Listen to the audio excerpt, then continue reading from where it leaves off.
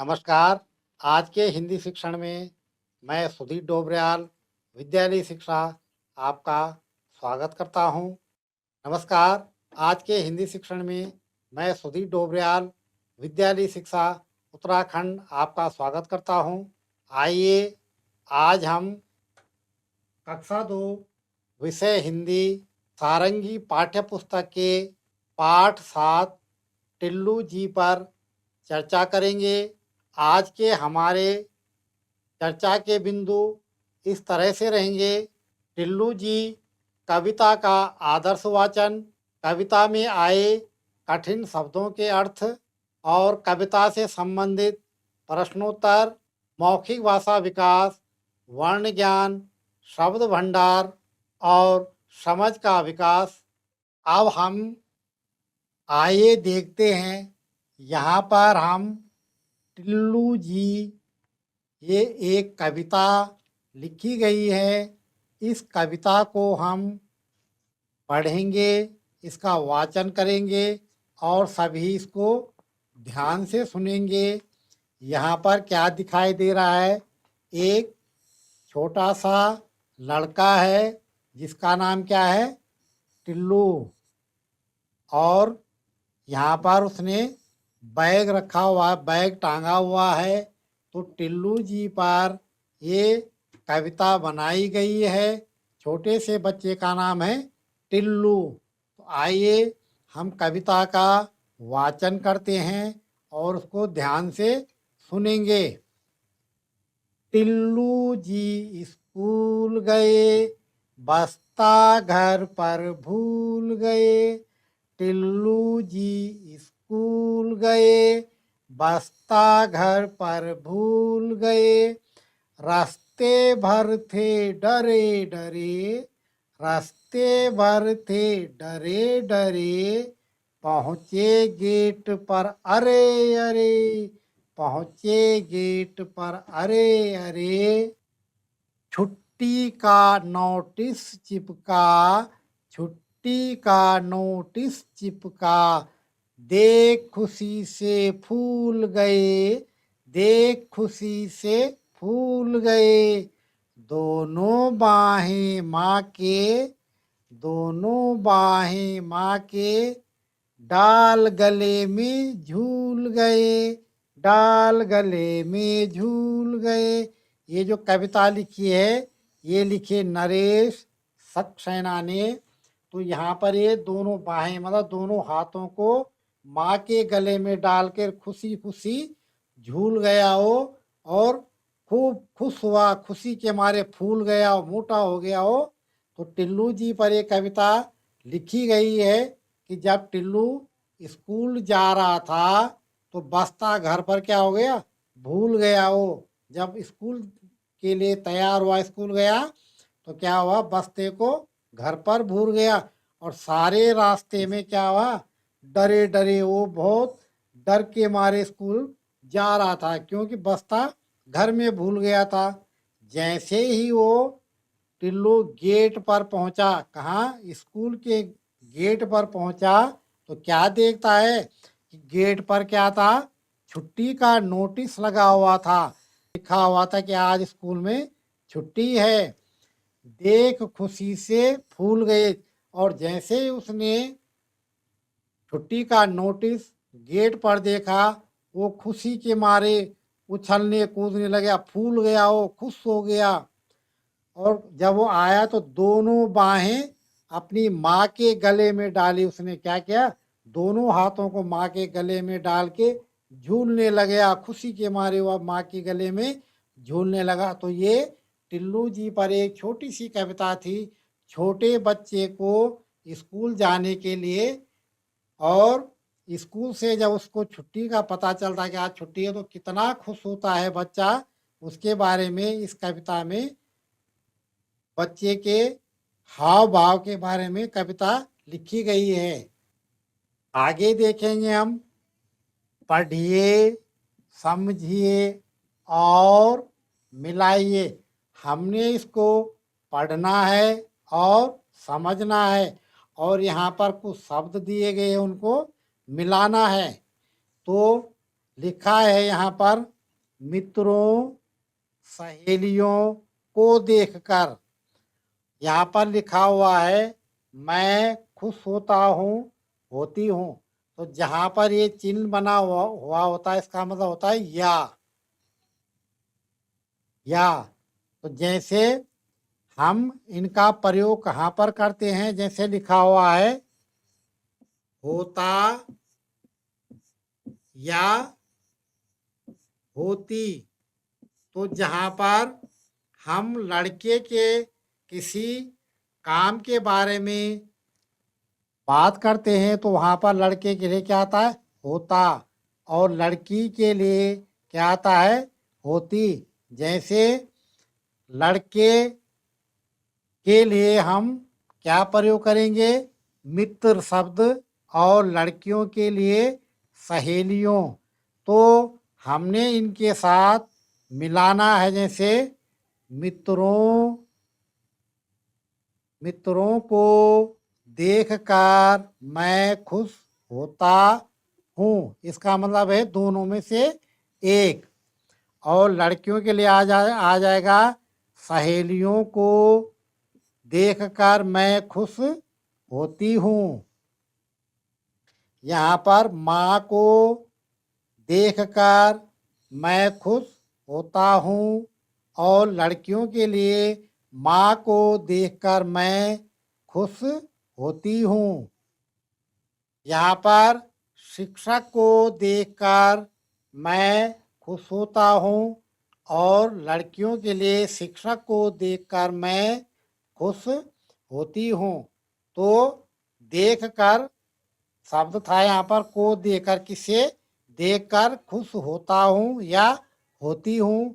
तो हमने इनको मिलाया। इसी तरह से हम आगे और शब्द भी अपनी तरफ से जोड़ सकते हैं कि कौन शब्द लड़कियों के लिए पुरुष जाति के लिए प्रयोग होता है और कौन शब्द स्त्री जाति के लिए प्रयोग होता है, उसको हम यहाँ पे लिखेंगे। तो जैसे पुरुष जाति के लिए होता, खाना, खाया। आगे देखिए शब्दों का खेल। यहाँ पर कुछ शब्द दिए हैं, उनका हम खेल खेलेंगे। पढ़िए, समझिए और लिखिए।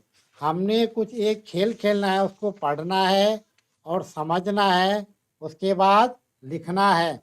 यहाँ पर इस गोले के अंदर लिखा हुआ अंग, क्या लिखा है अंग, अंग क्या लिखा है अंग।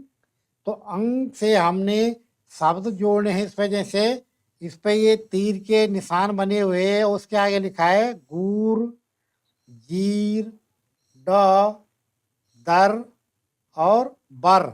अब हमने इनके आगे आगे पहले अंग शब्द जोड़ा। जैसे हमने गुर के आगे जोड़ा अंग, तो क्या हो गया अंगूर। यहाँ पे लिखेंगे हम जीर, तो उसके आगे पहले हम अंग शब्द जोड़ेंगे तो क्या होगा अंजीर। क्या हो गए अंजीर। उसके आगे डा, उसके आगे हम अंग जोड़ेंगे तो क्या होगा अंडा।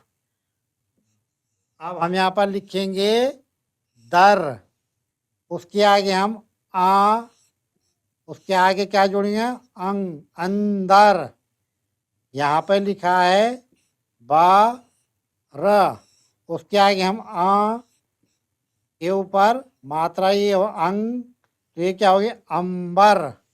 इस तरीके से हम और शब्द भी बना सकते हैं, विभिन्न मात्राओं के शब्द हम जोड़ सकते हैं। जैसे हमने अंग की मात्रा के शब्द को यहाँ पर जोड़ते हुए लिखा। अब आगे देखिए नटखट दिवाकर।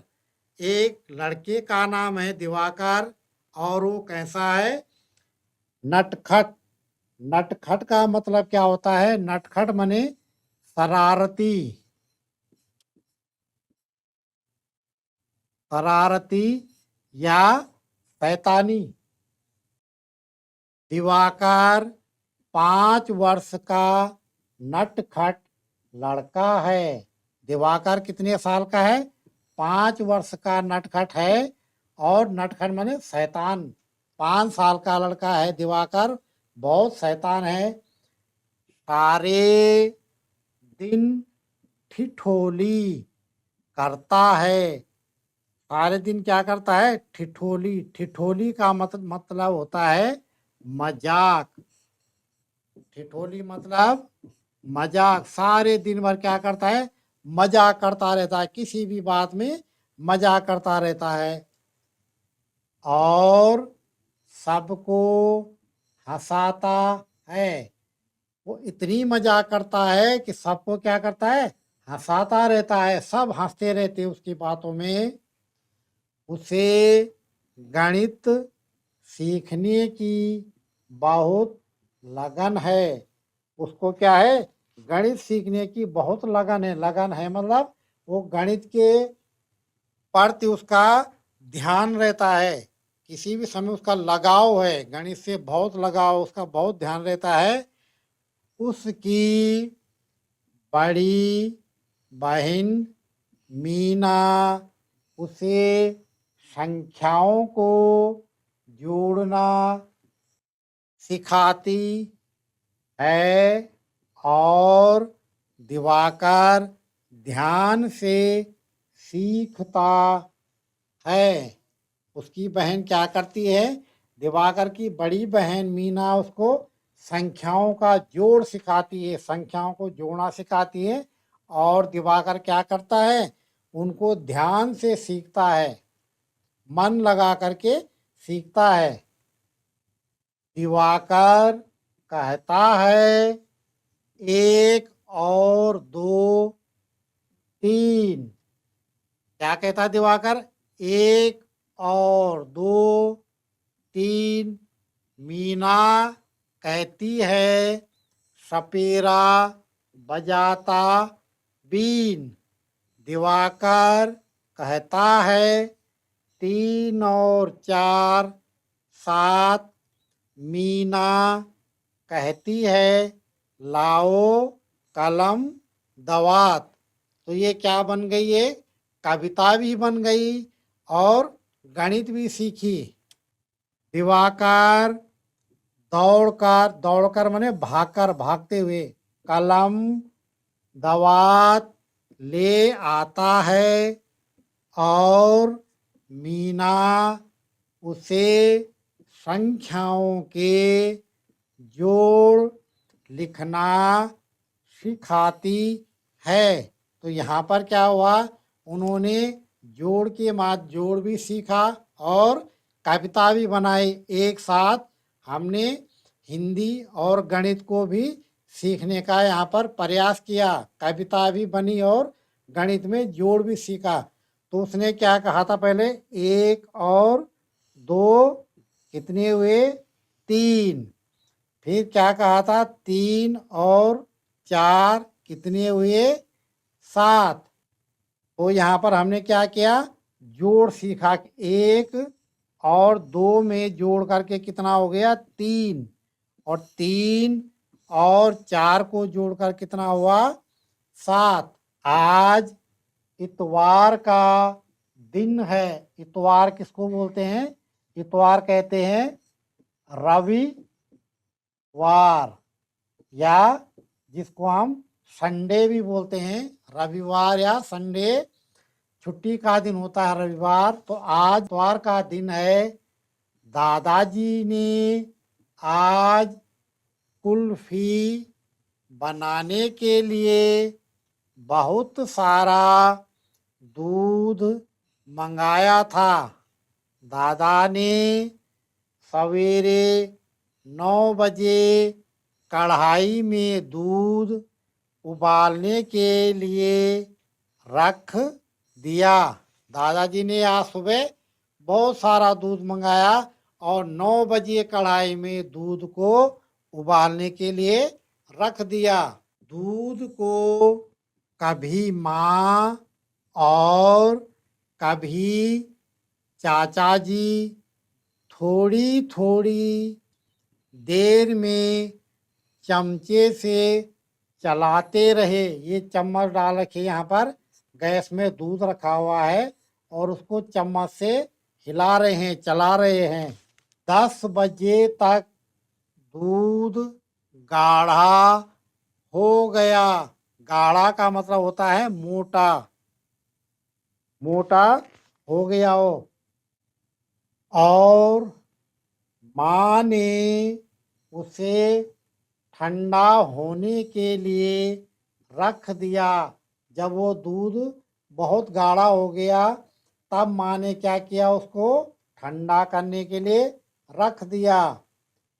दिवाकर बड़ी उत्सुकता से सब देख रहा था। दिवाकर क्या कर रहा था? बड़ी उत्सुकता, उत्सुकता का मतलब होता है इच्छा से या जोशीलेपन से उसको देख रहा था।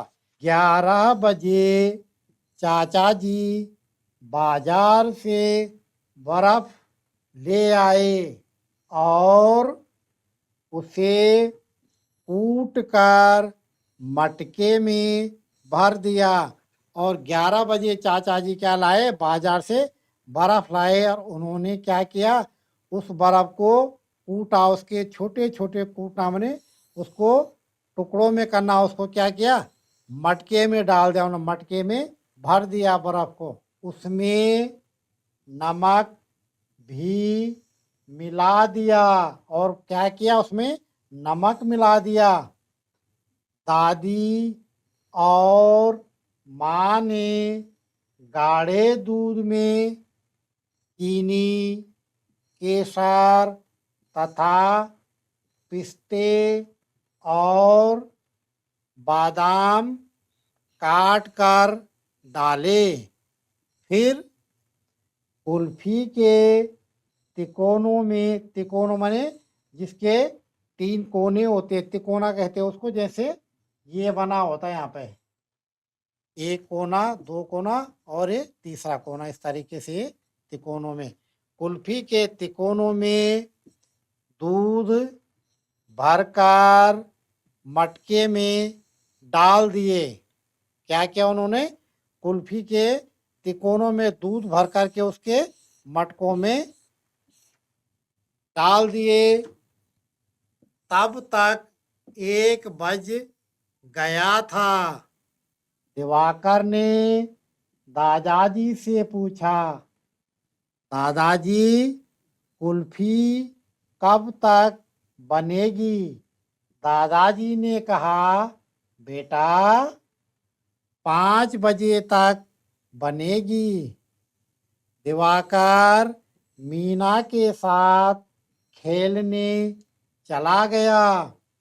कुछ देर बाद दिवाकर ने दादाजी के पास जाकर पूछा, दादाजी क्या वजह है? दादाजी ने अपने कमरे में लगे घंटे की ओर देखकर कहा, घंटे का मतलब जो घड़ी थी कमरे में लगी हुई उसको देखकर कहा, बेटा 2 बजे हैं। दिवाकर बेचैनी से, बेचैनी मतलब उसको बहुत बेचैनी थी, किसी भी जल्दीबाजी हो रखी थी उसको, बहुत बेचैनी से 5 बजने की प्रतीक्षा करता रहा। प्रतीक्षा मतलब इंतजारी। कुछ समय बाद वह फिर दादाजी के पास गया और पूछा, दादाजी अब क्या वजह है?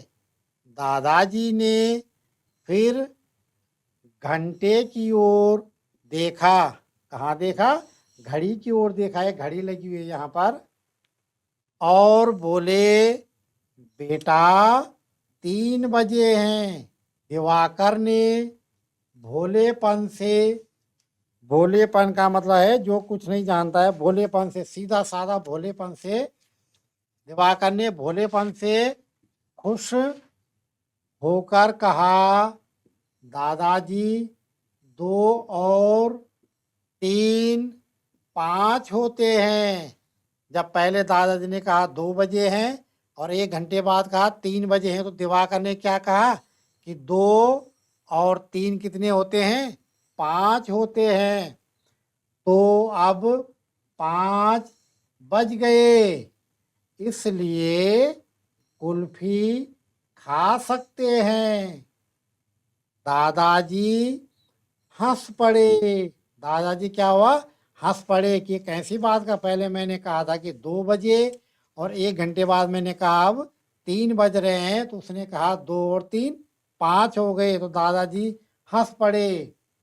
उन्हें दिवाकर की कुशाग्र बुद्धि पर, कुशाग्र का मतलब होता है तेज, बुद्धि मतलब उसका दिमाग, उसका बहुत तेज दिमाग, तो बहुत तेज दिमाग पर बहुत आनंद आया।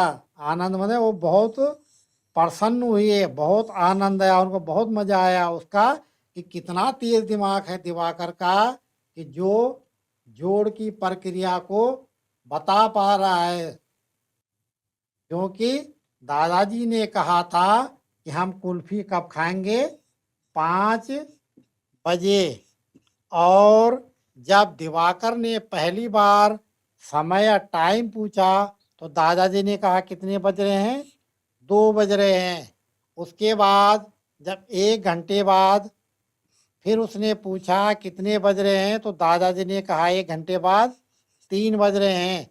तो दिवाकर ने कहा, उसने अपने मन में अपनी कुशाग्र बुद्धि से जाना कि जब पहले 2 बज रहे थे और उसके बाद अब 3 बताए दादाजी ने, तो 2 और 3 कितने होते हैं?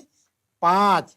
तो उसने जल्दी से बताया कि अब 2 और 3 कितने होते हैं? 5। इसका मतलब उसको जोड़ आते हैं या जोड़ने की प्रक्रिया उसकी समझ में आ रही है। आज हमने जिन बिंदुओं पर चर्चा की, हमारे चर्चा के बिंदु इस तरह से रहे। टिल्लू जी कविता का आदर्श वाचन, कविता में आए कठिन शब्दों का अर्थ, कविता से संबंधित प्रश्नोत्तर, मौखिक भाषा विकास, वर्ण ज्ञान, शब्द भंडार और समझ का विकास। इसके अंत में हमारा गृह कार्य कुछ इस तरह से रहेगा। पहला, जब अचानक स्कूल की छुट्टी होती है तो आपको कैसे लगता है?